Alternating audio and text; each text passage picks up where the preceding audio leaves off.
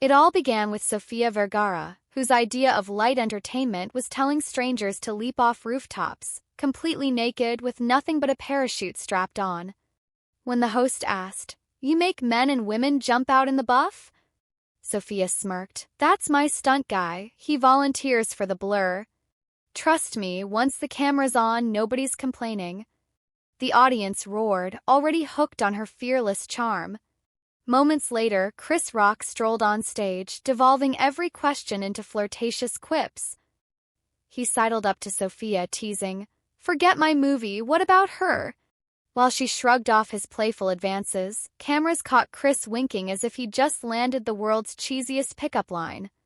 It wasn't just banter, it was a masterclass in on-air chemistry. Across town, David Letterman was pushing boundaries of a different kind. When Britney Spears announced her first pregnancy, Letterman, embroiled in his own scandal, couldn't resist joking, "Don't worry, Dave. It's not yours." There was a pregnant pause, half gasps, half laughter, before the audience exhaled in relief. That instant of risk paid off, cementing Letterman's reputation for walking the tightrope between edgy and endearing. Not long after, Katy Perry stepped into Paul McCartney's orbit, gushing, "I hope to have half your career one day." Sir Paul paused, smiled politely, then deadpanned, "And the fact you're still with us in 2013 is nothing short of miraculous." The room erupted, half in genuine laughter, half in stunned awe at the Beatles' perfectly timed icebreaker. Then came Joan Rivers, confiding to Johnny Carson that she suspected her mother had tried to abort her. "I was born with a coat hanger in my ear." Carson, usually the unflappable king of late night, visibly staggered, caught between horror and helpless laughter. It was one of those rare moments when comedy and tragedy danced too close for comfort. A few weeks later, Patrick Stewart and his wife were debating his most personal attributes when she blurted, "You're not circumcised." Sir Patrick balked, then asked his doctor, only to discover she'd been right. The audience leaned in, riveted as he recounted that surreal doctor's visit, a scene stranger than any sci-fi plot he'd ever filmed. Have you ever watched a star so completely unguarded that you forget they're celebrities? Share a time you saw your hero slip up in public. I'm curious to know what you think. On Conan O'Brien's stage, Salma Hayek turned the room's temperature way up. Conan, in full host meltdown, stared at her gown and stuttered apologies that only made him sweat more. She laughed it off, but the energy crackled. Here was grace and humor colliding in real time. In another studio, Linda Hamilton admitted she dreaded working with Arnold Schwarzenegger. "I thought LA movies would ruin me." Arnold feigned wounded pride, flexed, and the two traded playful jabs about steaks, fitness regimens, and big-screen egos. It was a backstage bromance laid bare for millions. David Letterman's gentle inquiry to Aishwarya Rai, "Globally, you're massive. Do you enjoy this?" backfired when the superstar responded in clipped English, leaving Letterman grinning but speechless. The pause was electric. We'd never seen him so completely undone by politeness. Chris Martin once called out Hugh Grant on live TV. "Every time I meet you, you say rockstar off, then proceed to flirt with my wife." Hugh grinned sheepishly as Gwyneth Paltrow tried not to blush. It was rockstar meets rom-com hero, awkwardly entertaining. Johnny Carson, holding a bat to teach an animal behavior bit, mispronounced echolocation, then asked, "Who is that gentleman?" when Prince William walked by. "Not the black one," Carson quipped, prompting polite gasps and a chorus of applause from a room grappling with whether he'd crossed a line. On Seth Meyers' show, Seth's mother Hillary confessed she thought Idris Elba was a friend she'd met at a party, and still calls him friend daily. Idris couldn't help but chuckle, offering down-to-earth reassurance that a celebrity crush can become a lifelong family anecdote. Backstage at Letterman's, Chris Rock griped about all the cute girls being replaced with middle-aged guys. "It's a vibe killer," he complained. Dave shrugged. "Some of those guys are starting to look pretty good." The banter was half complaint, half playful roast, classic late-night repartee. Off-air, some couples keep a relationship fresh in the oddest ways.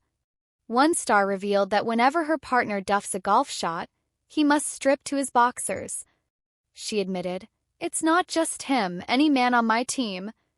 crowd howled at the mix of competitive edge and bedroom dares. On a Vancouver morning show, a then-teen Jenner confessed she'd once had a crush on a talk show host. She laughed as the host teased, "Used to, but it went away?" Charting the sparkle in her eyes versus the playful rebuff kept viewers glued to every syllable. David Letterman, in a rare slip, asked a returning guest, "How'd you like jail?" The star paused, replied, "Not so much."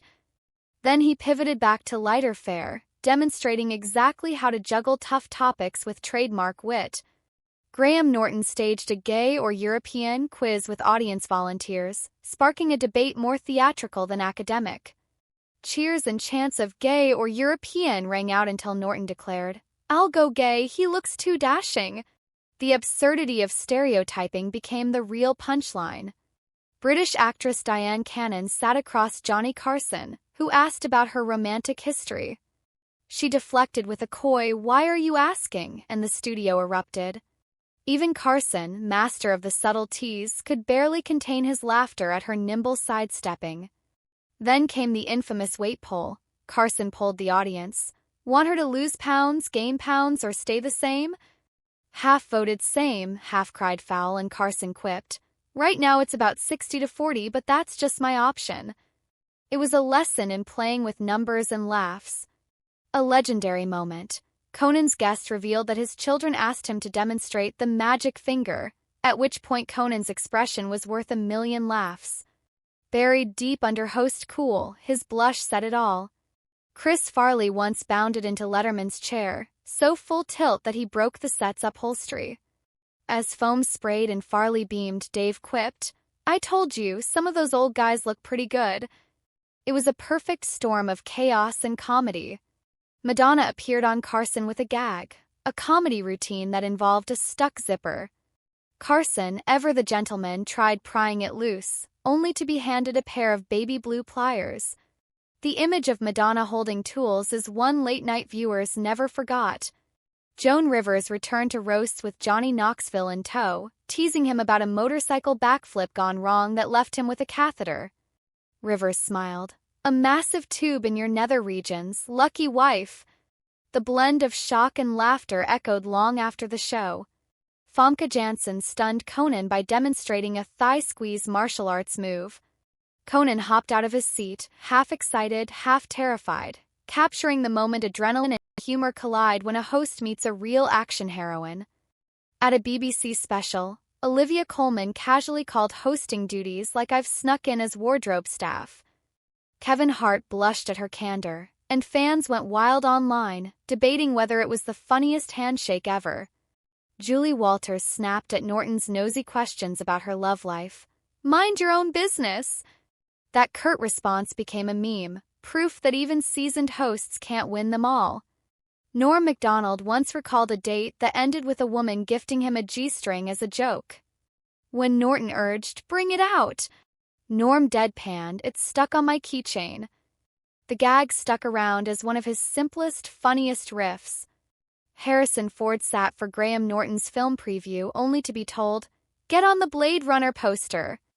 He grabbed the prop, flexed with mock indignation, then allowed Norton to pin him to the art. Fans glimpsed a living legend savoring a bit part in his own myth. Nicole Kidman's early modeling pics were dragged out by Norton, 1980s hair, awkward poses, you name it. Nicole raised her eyebrow. "Is this really necessary?" Norton grinned. "The world must see."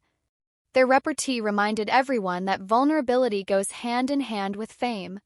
On Conan's couch, a dominatrix guest straightened his posture with a collar and leash.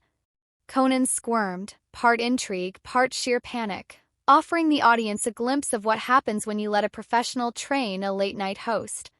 Lee Mack, unknowingly downing 40 laxative candies before a set, nearly ran off stage mid-joke. When he confessed, "The costume girl said she'd give me a tampon if worse came to worst," Conan nearly keeled over with laughter. Finally, Hugh Grant once fired his agent after accidentally walking in on him scrubbing around on all fours. Grant confessed, "I said, I've loved working with you, but now I've seen your assets. We need to part ways." The sheer absurdity of that bathroom cameo sealed the deal.